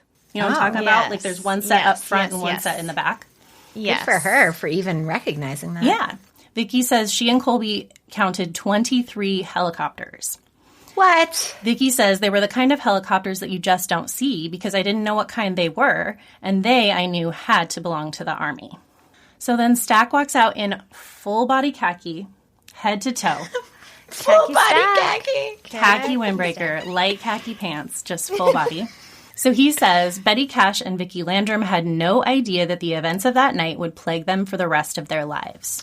God. Given the evidence, there seems little doubt that something incredible happened to Betty, Vicky, and Colby, something that no one has been able to explain. Damn. Which I agree, like, I just don't see, like, this sweet little Southern lady, her older lady friend, and her friend's 7-year-old grandson making up this weird story together. Like, what? No. Why? No. So Stack continues, for more than 10 years, they've been embroiled in both a legal battle with the United States government and a desperate fight against mysterious illnesses whose symptoms begin to appear just 6 hours after the bizarre encounter. So there's a whole reenactment of the next day. Colby wakes up like in the middle of the night. He's crying. He's begging for water. Vicky said he has thrown up all over the bed, and he has like a terrible fever. So Vicky is like taking care of Colby. So she was his guardian, by the way, if anybody's wondering where his mom is or whatever. Okay, yeah, I was like, is he on a visit? Because No. this Yeah. sucks. Yeah, he lives with her. Okay. And she's such a honey. I know. So she's taking care of him, and then she also gets sick. So it's like this whole terrible night, but eventually she gets them both back to bed. Stack tells us that the next morning, Vicky and Colby were still suffering from nausea and what appeared to be severe cases of sunburn. Vicky decided she better go check on Betty, so she goes over to Betty's house. Vicky was shocked to find Betty in bed with a severe fever and large red welts all over her face and hands. God, in that reenactment, when she turns over to look at her, she looks terrible. I know. It's scary. And It's really scary. yeah, and so she's also begging Vicky for water. It's just all she wants. She says, I was so sick. All I wanted was water. My head was killing me. I could not get rid of the headache. I had an upset stomach. I was just sick. I mean, completely. Stack says that over the next 4 days, Betty's condition grew more serious, and Vicky finally convinced her to go see a doctor in Houston. He immediately had Betty admitted to the hospital. In the reenactment, Betty's just kind of like deliriously sitting there while Vicky answers the questions, which was weird. Mm-hmm. And the doctor's like asking Vicky, has Betty been burned? Has she been out in the sun much? And Vicky's like, no. So 3 weeks later, Betty was given treatment for acute radiation poisoning. Wait, does she tell... But they don't say anything about their weird encounter to the doctor? I believe that they've told him everything. Okay. Yeah. They weren't trying to hide it or anything. No. So 3 weeks later, Betty was given treatment for acute radiation poisoning. Betty was in the hospital for 6 weeks. She lost more than 50% of her hair and patches of skin on her face. God. Oh, my God. I can't imagine how terrifying that is. Yeah. You see a thing that you can't possibly identify, and then it makes you so sick that your skin and hair fall off of your body. Yeah. Well, and knowing what we know about radiation now... I'm sure she didn't know that. She was probably what the hell is happening? Right. Yeah. Right. It's so scary. That's true. Who would have... But just, if that thing was putting off radiation, her getting out, looking at it, getting closer to it, totally unprotected, like, I know. Thinking about Chernobyl. Oh, my God. I know. Oh, my God. And then I was also thinking, in the scene where they walk out of the hospital together, it's like, she's radioactive. Like, they should have a Geiger counter on her, right? So, yes, true. We will definitely come back to that. Because that stressed me out. I didn't even think about that. Yeah. Dr. Brian McClelland says, there was absolutely no doubt in my mind that Betty was exposed to high doses of radiation. As to what the source was, I can't exactly say. Stack interjects that McClelland has been Betty's doctor since 1985, which I do think was a good thing. They're like, this wasn't like his first time seeing her. He knows her health history a little bit. Yeah. McClelland says, all I know is that she received high doses of radiation. Stack says after Betty left the hospital, she continued to suffer side effects, extreme swelling of her face and arms, painful headaches, and a dramatic loss of appetite. Vicky and Colby had similar symptoms, but like way less severe than Betty's. Right. John Schuessler, UFO investigator, says that Betty called him about 6 weeks after she'd gotten out of the hospital. He says her case was very unusual and intriguing, something he had not heard about in the Texas area before. So Stack tells us that Schuessler is an executive of a major aeronautics engineering firm and is a deputy director of the Mutual UFO Network, also known as MUFON. I put that in there because we will be talking about MUFON later. Schuessler says that they did a lot of interviews with Betty and Vicky, and they then went to the location of their strange encounter. He says that the two were completely certain of the spot they were in because there was some geographic markers that made it easy to find. Then they described exactly what they saw with the object hovering directly above the road. They were able to show him a spot on the road that indicated it had been heated to an extreme level of heating, which is how they worded it. It's science. In the reenactment, there's a giant black spot burned on the road, like undeniably giant black spot. He says it was burned and it was very clear to the naked eye. Schuessler says several weeks after they went to the spot, it was dug up and replaced. He says witnesses said they pulled up in unmarked trucks, dug up the pieces of the road, loaded it into a truck, covered it with a tarp, and drove away. So I was like... The tarp was the big one to me because I was like, you're saving it for something. So Schuessler says, in addition to taking down Betty and Vicky's accounts, they interviewed every person who lived in a 5-mile radius of the area, which I was like waiting to hear them like talk to other people. He says at least 10 others had seen the object and at least 7 or 8 others had seen the helicopters. Their descriptions were all very similar to what Betty and Vicky described. Stack introduces another witness, Dayton police officer L.L. Walker. Walker had been in the area that night. Quote, my wife Marie and I was returning back from her mother and dad's, and as we were coming out of some tree lines, I saw a helicopter. It was shining a spotlight at the ground, and then I heard other noise of other helicopters behind it. About that time, a helicopter started side-slipping towards us, and the beam hit me in the eyes, and I stopped the car because I didn't know what was going on. What does a side-slipping helicopter look like? I was wondering that too. Scary. I do not know what that means. The helicopters were military, and they was all flying fairly low to the ground, and all of them had search beams on. I thought maybe there was an airplane down, but they didn't hesitate. They just kept on in the same direction they were going, which would probably intercept the area that Vicky said her encounter was. They were headed in that general direction. So, I mean, this isn't people saying, I think maybe I saw a helicopter. This... Honey. I have so much to say about this. This might be the first time in my life that I'm like, what the fuck? Was that like a fucking alien? Yeah. Yeah. Right? Nintendo. This is different than all the other alien segments. Oh, yeah. After I watched this, I was like, is this goddamn show going to convince me that aliens are real and that people see them? Like, is that I mean, you know. Honestly, it's the radiation for me. Me too. I mean, there's Where else? physical proof. This isn't just a bunch of people in Pennsylvania saying they saw a bright light. Yeah. This is Yeah. radiation poisoning. What's happening? Lasting things that you really can't get. Yeah. Yeah. So, convinced the military was involved, Betty and Vicky wrote to Texas Senators John Tower and Lloyd Bentsen. Betty says, they sent us a reply back that Bergstrom Air Force Base had been notified and that they had been made well aware of what had happened to us, that they would be more than glad to help us in any way. Yeah, the military is always so helpful. Well, they're like, yes, please come tell us all your information. So we can know what you know. Yeah, tell us everything that you saw so that we know what you know, and then we can debunk it to you. We can create a story. Yes. So August 21st, 1981, Betty, Vicky, and Colby arrived at Bergstrom. They were expecting medical help, so they brought their overnight bags. They were ready to get their lives turned around. So they go in, and Vicky notices a big map with the spot of their encounter marked on it. Betty and Vicky say they were questioned for more than 2 hours, and the interview had been recorded by a military stenographer, which I found the interview. Oh, cool. And it's so funny because the two of them are just giggling throughout it. They're just these little Southern ladies.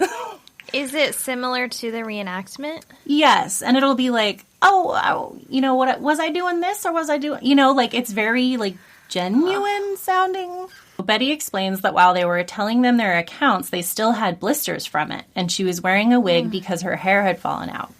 They had even asked her to take off the wig so they could see her head. When Betty got to explaining the helicopters, the men denied that they could have been military helicopters, saying there were no military operations conducted that night. Come on. And it's so rude. She's like, it was an Army helicopter. And he's like, Army? How do you know it was Army? Mm-hmm. Yeah. Mm-hmm. It's because I saw it. Yeah. And no one else has that. Yeah. Ugh. Gaslighting. So at the end of the questioning, they ask Betty, what do you want from us? How can we help you? And she explains that they want help because they're still sick. She feels the military is partly responsible and they should help them. But the men deny that any of the info she has given them indicates that the Air Force or the U.S. government is responsible for any of her claims. But they told them they had the right to file a claim and that the Air Force would review the case. 4 weeks later, their claim for medical damages had been denied. Stack tells us that in 1982, Betty and Vicky filed a lawsuit against the U.S. government. The case was dismissed by a federal judge for a lack of evidence. Betty says, quote, I thought there was no justice left in the United States at all, and to think that we had a federal judge that would not even give us a chance to speak up or be heard. Schuessler says there are 2 possible explanations for this case. One is that it was an experimental craft of some kind, probably our government. The other, it was an unidentified flying object, probably extraterrestrial. Then, the best part of the interview, the adorable Vicky says, I don't believe in the little green man. And it had to be an object. It could have been a spacecraft. And the government was carrying, but our government was carrying it. So I just thought that was cute because at no point in this whole thing anywhere does anybody say aliens. Stack says that today, Betty, Vicky, and Colby continue to battle illnesses and that they believe are a result of massive radiation exposure. Betty has been diagnosed with several types of cancer. She and Vicky and Colby all have far below normal white blood cell counts. Their immune systems all have difficulty fighting off even minor infections. Dr. McClelland then basically goes on to just say what all the medical concerns they will have to be aware of are. And he says Vicky's been having vision problems that may be related to radiation as well, but that depends on the type of exposure, and someone needs to tell them what the exposure was so they can figure that out. That is so frustrating. Yeah. Betty says, if it's a top secret object that's protecting the United States, then I could say I forgive them for that, but at least they owe us to tell us exactly why we were burned and what type of radiation we were exposed to and how much. Yeah. But What a Betty, forgiving soul. She is such a kind person. and honey, no, that's not a good reason for forgive you to them. have massive burns all over your body. No. So Stack says that the Air Force declined to be interviewed for the segment. Their official position is that no military or government operation occurred near Dayton, Texas on December 29th, 1980. Betty Cash and Vicky Landrum disagree. They hope someone will come forward with information. So then they did an update, which I was surprised to see, but it just said, after her UFO encounter, Betty Cash was hospitalized at least once every year until her death 18 years later. Oh, my God. Yeah, so that's horrible. So the kind of general update of the health conditions was that Cash later developed breast cancer and Landrum developed severe cataracts. A radiologist who examined the witnesses' medical records for MUFON, the Mutual UFO Network, wrote, "We have strong evidence that these patients have suffered secondary damage to ionizing radiation. It is also possible that there was an infrared component as well." However, Brad Sparks, who they referenced here, but I couldn't find who this person was, Brad Sparks contends that although the symptoms were somewhat similar to those caused by ionizing radiation, the rapidity of onset was only consistent with a massive dose that would have meant certain death in a few days. Since all of the victims lived for years after the incident, Sparks suggests the cause of the symptoms was some kind of chemical contamination, presumably by aerosol. Oh, snap. Wow. So that's interesting.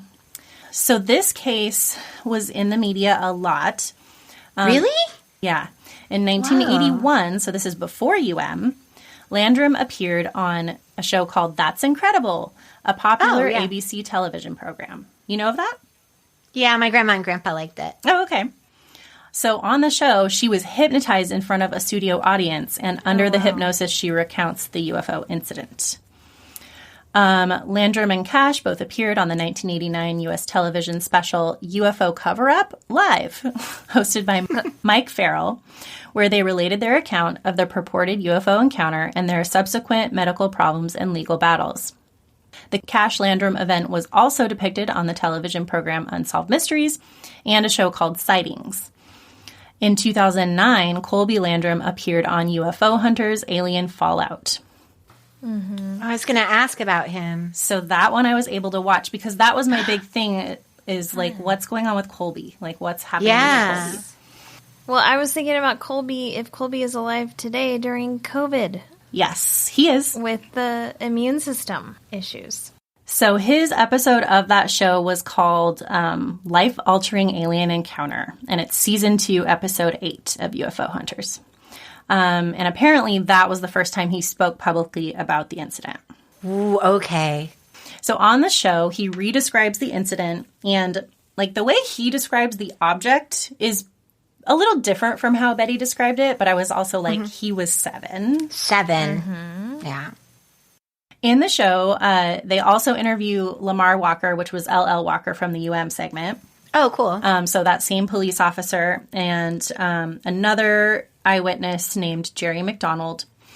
He describes the craft as triangular with flames from a blowtorch coming off the back of it.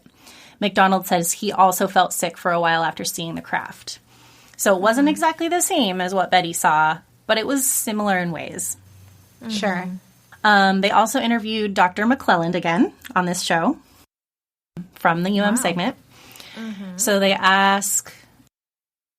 kind of ask him about what the skeptics say, which is that if they'd had enough radiation to have those effects, it would have also killed them. Yeah, right. That makes sense. That's a good argument. So McClelland says he doesn't really agree with that. He says that not all radiation kills you. It depends on the source and the length of time exposed. He says Betty had enough exposure to harm her externally but not kill her. The main issue that McClelland has was not being able to get Betty's medical records from Parkway Hospital, which was where she was taken initially for treatment.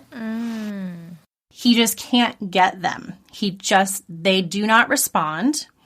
Oh my God. I mean, there's a million ways to get in touch with people today, so they definitely know he's looking for them. He says they sent them at least 20 to 30 releases over time, but he was never able to get the files. He says the only reason he can think of to not be able to get the records is that they were blocked, which would have to be by military or legal means. Yep. Whoa. They also interview Betty Cash's daughter. Her name is Mickey Geisinger. Mickey explains the extent of her mother's injuries. Her blisters were everywhere. She says even inside her eyelids, inside her nose, and inside her mouth. She says she did not recognize her mother when she first saw her. God. She also says at one point she had been visiting her mom at the hospital, but at one point they had moved her mom to a room that she said was basically like the basement. She said there were no other rooms and there were no other patients. When she went to visit her, the hospital staff were wearing hazard suits and there was a hazard symbol on the door. What? That's what she says. Oh, and that's like to Eliza's point of like her as a person was dangerous to be around. So after Betty moved to Alabama, so like basically after all this happened, she couldn't even take care of herself. So she moved to Alabama to be with her mother. And that's when Dr. McClelland started treating her in Alabama until she died 18 years to the day of the incident. To the day? Yeah, that's weird, right? Yes. Yeah. So Colby is in this. He's probably like in his mid-30s at this point. Okay. So they have Dr. McClelland take a look at Colby. He collects a case history on him, and he says that Colby looks fine now. Only like he's had some sun damage on his skin, and it's like he has him take off his shirt, and it's like freckles up here, and he's like normal level of like sun exposure. Sure.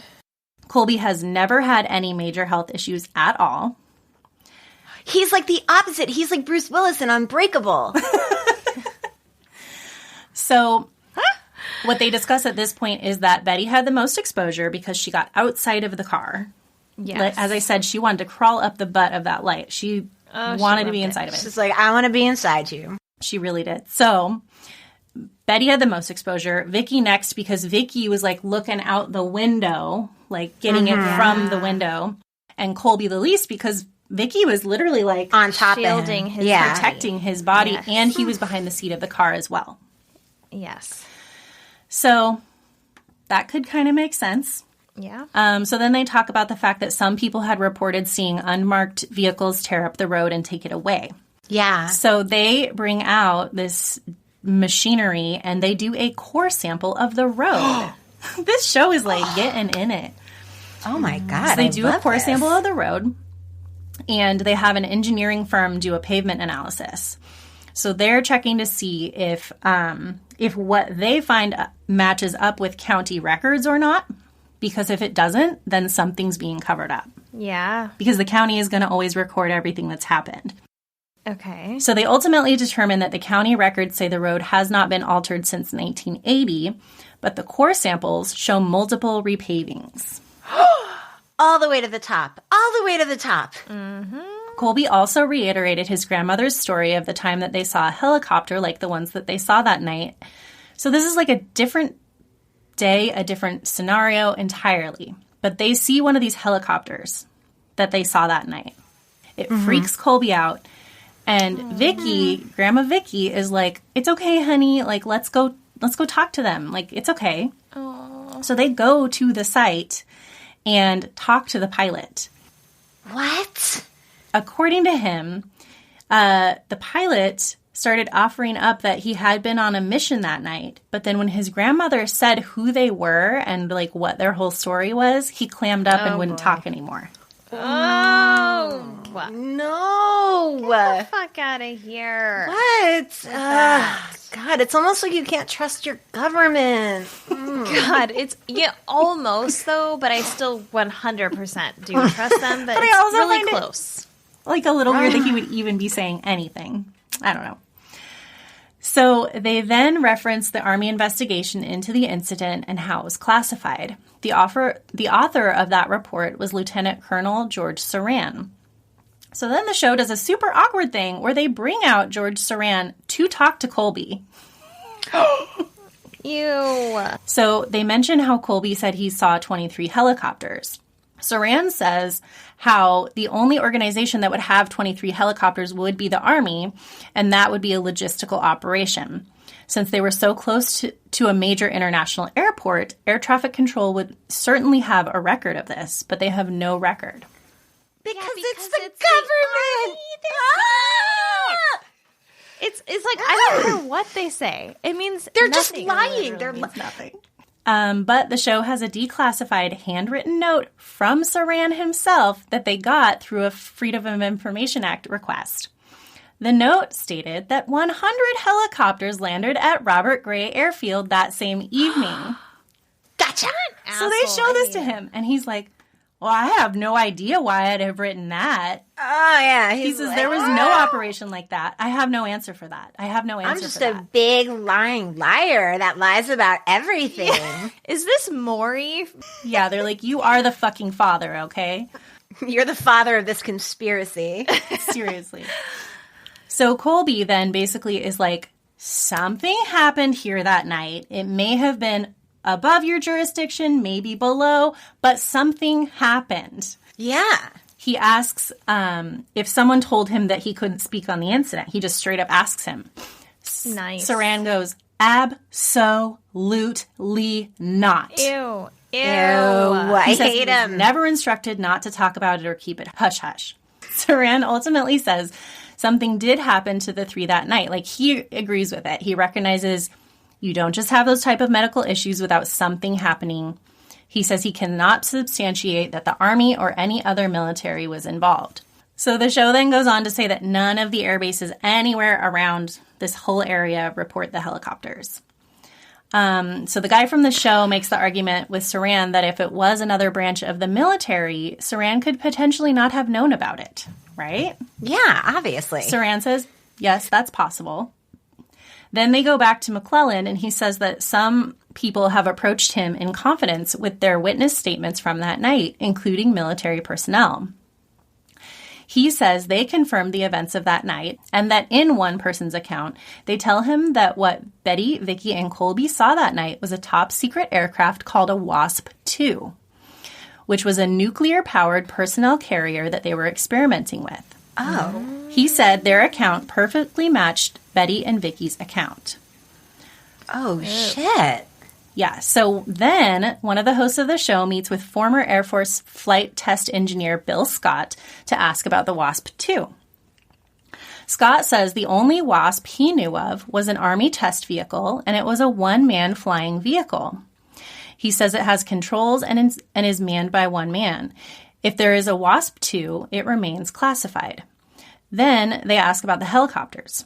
Scott explains that in 1980, there was a disaster they called Desert One, which was when they went to, it was the rescue attempt to get hostages out of Iran. Mm-hmm. And he says, we know that went badly. They lost aircrafts and there were a lot of deaths.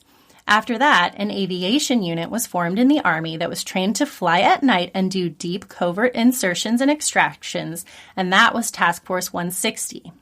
The host asks if it was possible for Task Force 160 to fly under the radar and be undetected. Scott says that is definitely possible because that is what they were set up to do. Yeah. Covert, clandestine operations. Task Force 160 is headquartered at Fort Campbell, Kentucky.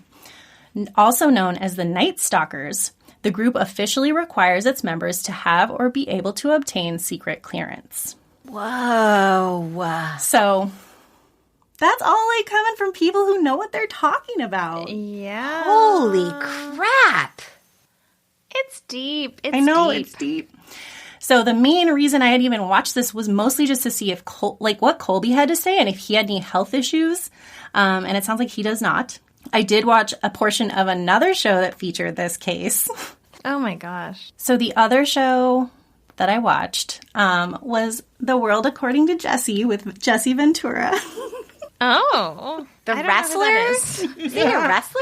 But he was also a politician for many years, and now he does this show. I don't even know what's going on. Ew. Oh. They talk about the case. I used a small snippet from that one. They talk about the case, and they have Dr. Stephen Greer, which is, as Ali has said before, an ufologist. And he is the founder of the Center for the Study of Extraterrestrial Intelligence and the Disclosure Project, discussing the findings of his latest documentary, Unacknowledged. So Stephen Greer's whole thing is he's explaining why the government would be trying so hard to keep this type of thing secret. Because everybody's kind of like, if this is a thing, like, why is it such a secret? Like, why can't we know that you're doing these investigations and operations? Why couldn't they provide them with medical assistance, and just sign an NDA? And ask her to keep it quiet. I know. Maybe they thought she couldn't. Maybe, like, after their interview, they were like, we can't trust her to, like, I don't know. It can't be...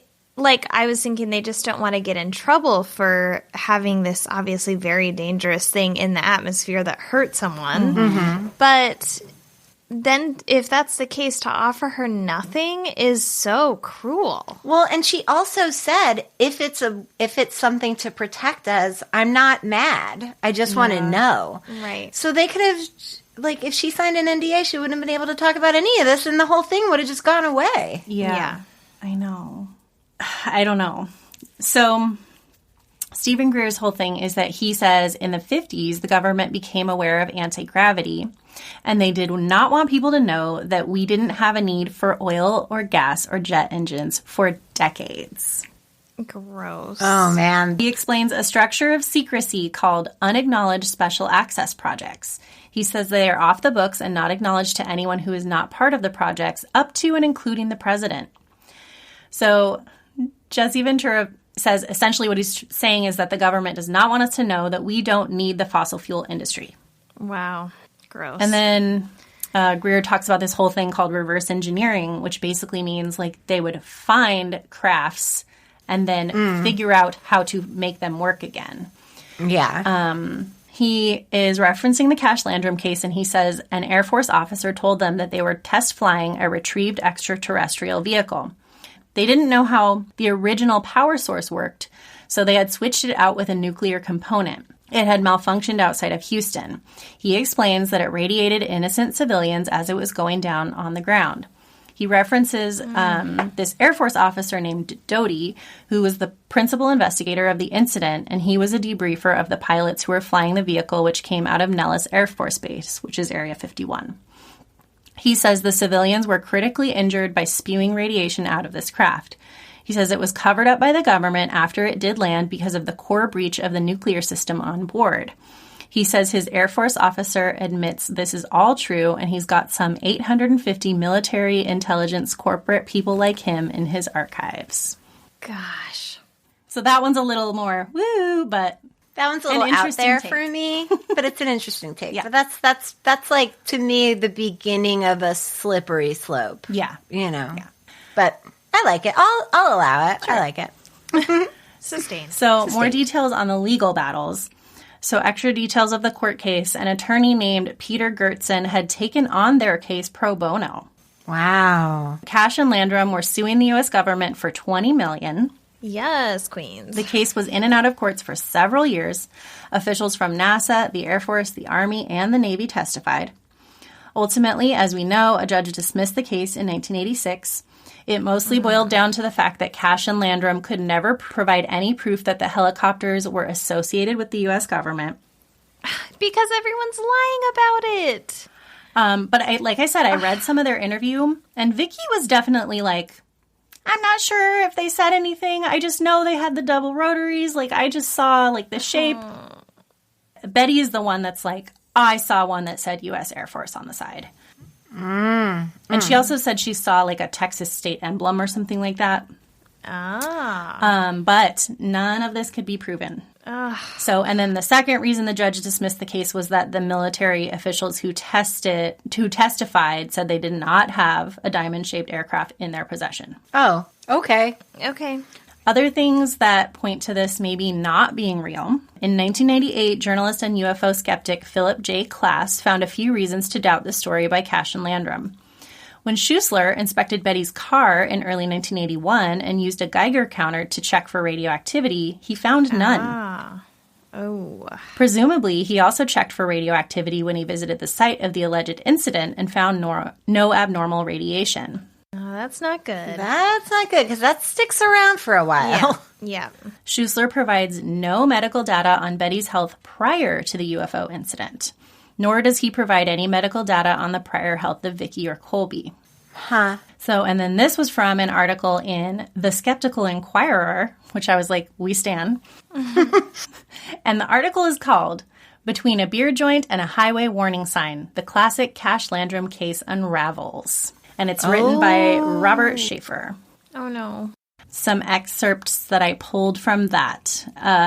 It does not appear that the Cash-Landrum symptoms were due to ionizing radiation or radiation sickness for the reasons listed below. I reviewed this case for APRO, Aerial Phenomena Research Organization, in the early 80s, but was not able to publish the results of my analysis for various reasons.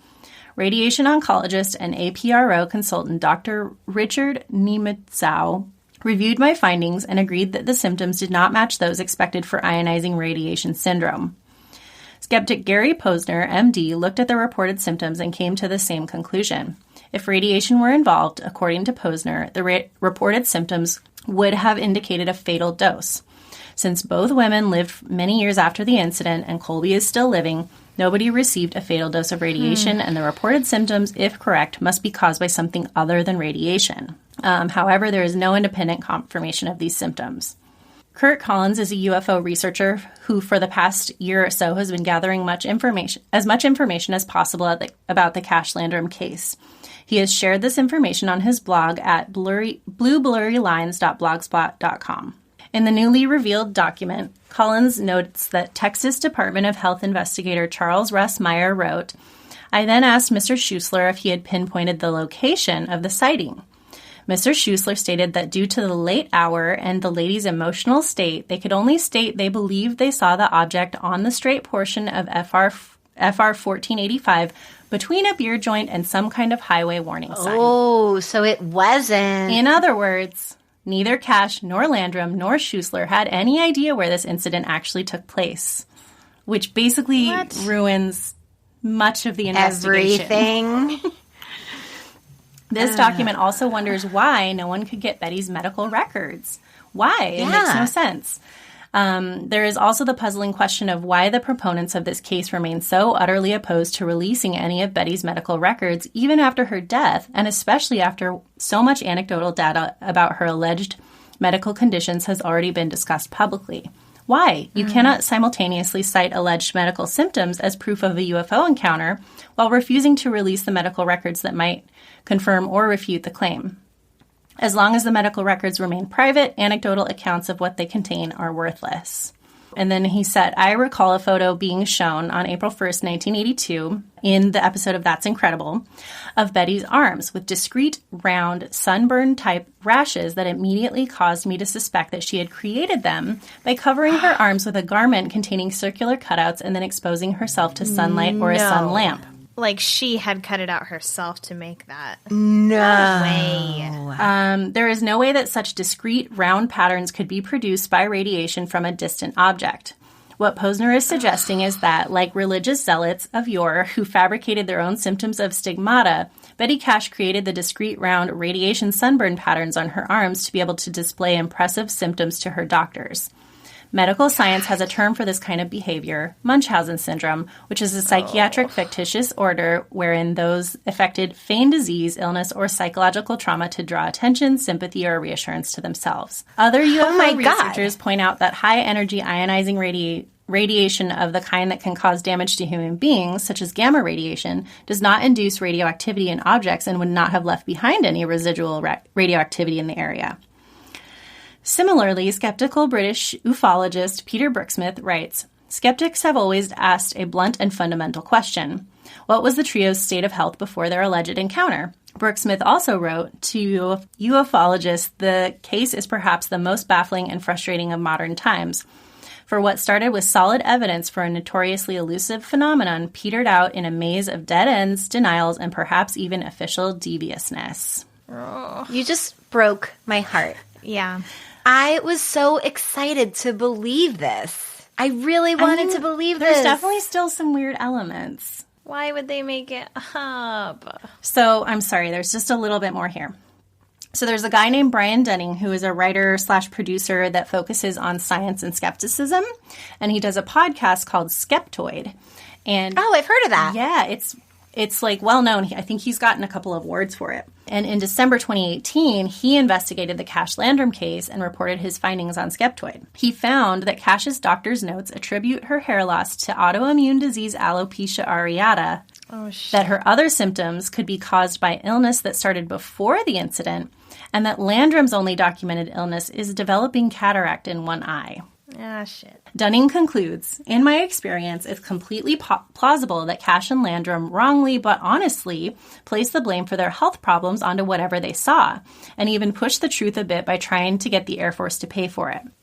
When you believe in your heart that the Air Force did something wrong that harmed you, you don't necessarily feel it's wrong to exaggerate evidence, like seeing the words Air Force on the side of the helicopters, adding on symptoms to people who didn't have them, even faking sunburn spots on your arm, as long as it's in the pursuit of what you believe to be a just settlement. Yeah, true. Oh, my God. Yeah. Oh, God. And again, nobody's saying they didn't see something or have a crazy experience. Right, which is interesting. This just goes back to, like, the symptoms and the illnesses. But I still can't really justify all them being super sick the next day. Mm-hmm. Unless it's not true, unless they made it up. Maybe they had the flu. Or I said food poisoning because they came back from dinner together. Yeah, they came back from dinner. They were all together. It's not They loved it, and so they ate a lot of it. They loved it. They loved that dinner. Oh, my God. So that part's a little weird. But anyway, Cash died at the age of 69 on December 29th, 1998, 18 years after her claimed close encounter. Landrum died September 12, 2007, 7 days before her 84th birthday. So Colby is now 47. As I mentioned, he's been interviewed on a few things now. All I can really find about him is where he's worked and that he has committed several crimes. But that's not what this is about, so. Okay. So you don't want to spill that tea, girl? I mean, honey, all kinds of things. Battery, insurance fraud, driving under the influence. Boy. So yeah, I think it's possible that Betty was prone to cancers and that she had alopecia. She died at a young age because she had a ton of health complications. I think that Vicky had cataracts because she was an old lady. I think she died at 84 because she was an old lady. Colby has no health issues at all. Oh my God. My heart is broken. I think everybody saw something. I'm disappointed. Now, I don't even believe that they saw anything because they lied about all that other stuff. So many other people saw things too. Yeah, but they're always seeing stuff. Oh my gosh. What a turn. I mean, I was shocked to find it so extensively covered all over the place. Karlin. Yeah, you had to dive into a lot of things. Oh, this was so good. Whoa, God. This is a great episode. It really is. It really is. I'm so bummed out. Me too, man. It's like, and this is why I get shit for not believing in stuff and being a dick about it. And it's like the one time I put my little alien heart on the line and I believe in something, it's just a couple of old ladies that are blaming their alopecia on the government. And why we don't believe. Yep, I guess I don't believe. But why did the daughter say she was covered in blisters then? Because maybe she was covered in blisters. Maybe she did something to herself. Maybe she did something to herself. I hate that idea. I know, but then I'm also like, but the government's still probably lying about something. Right. Oh, God, for sure. Definitely. I'm still mad at them. 100%. I mean, yeah, we still, what, yeah. no, we're not the biggest fans of them and their some of the secrets. things that guy said are very plausible to like add up to what they saw. I know, but I don't know now. I don't know. I know. Like the host of Skeptoid is correct in saying, personally, you think this organization did wrong, so now it's okay if I fudge. Yes. To get justice. To get justice, right? Yeah, you're like, what am I going to hurt the military? Like, they can afford to pay my fucking bills, you know? Yeah, but the minute you do that, you lose all credibility. Right. Yeah. And that's it. It's gone. It's gone. And now there's a doubt, and that's all it takes is a kernel of doubt. And now I don't. And I think with the medical records, like, all that would take would be her saying, you can't release my records, right? Exactly. True. I also kept thinking, like, bias. why doesn't anybody have a picture of this handprint on the dashboard? Like, I just want to see a picture of that. That was a handprint. reach. Because I was like, was it still there? Or did it, like, bubble back away? I kept thinking was they it would just circle dusty? back. I don't know. It was just dirty. Ooh, I am having a challenging episode. I know, My honey. emotions are everywhere. We don't know what to believe. It's almost like these are unsolved mysteries. It's almost like that. Not quite, though. Also, 2 stories of Munchausen. What are the odds of that? Oh my Damn. This is the self-harm episode. But God, this it one is. almost more of like they actually just had health problems and they were like, Yeah. we need help. They were like, we need someone to pay our medical bills. Let's take it to the military. Let's take I it don't all know. the way I to still the don't top. want to. All the way to the top. Diabolical.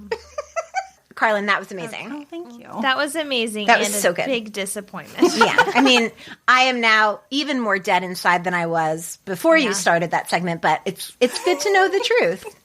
It is. The truth will set us free.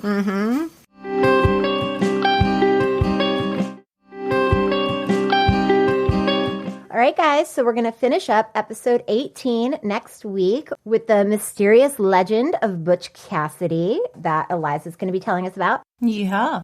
And then the lost love story of Aletha Everts. So you can go to patreon.com/Resolved Mysteries Podcast if you're interested in supporting us there. If you subscribe at the $5 a month level or higher, you're going to get ad-free episodes, 2 extra episodes a month, and other goodies. To see photos we reference in the episode, follow us on Instagram at Resolved Mysteries Podcast and on Facebook and Twitter at Resolve the Pod. You can contact us at resolvedmysteries.com, resolvedmysteriespodcast.com, or at our P.O. Box 14005, Portland, Oregon 97293. So we'll see you next week. That's right, next week for the second half of Season 3, Episode 18. Thanks, guys. Thank you. Bye. Bye. Bye.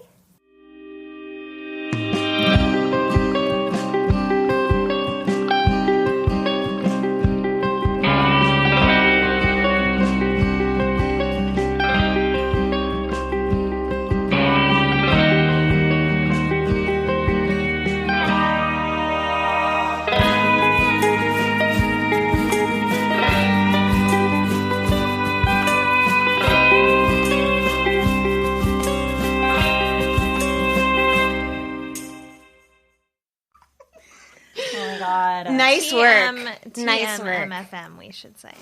What? Yeah. With All the way to the top? TM I don't know if that MFM. belongs to them exclusively. I I think anybody that talks about the government uses the phrase all the way to the Oh, yeah. Some of the articles I read said it. Yeah. People are like, oh, yeah, all the way to the top. Yeah. I just don't want any listeners being like, you guys, actually, first, this podcast that we listened to on MFM said that. And so I just wanted you to know. The truth is out there, and trust no one. Fox Mulder, TM. TM. Actually, that's from a show called X-Files? I don't know if you knew that.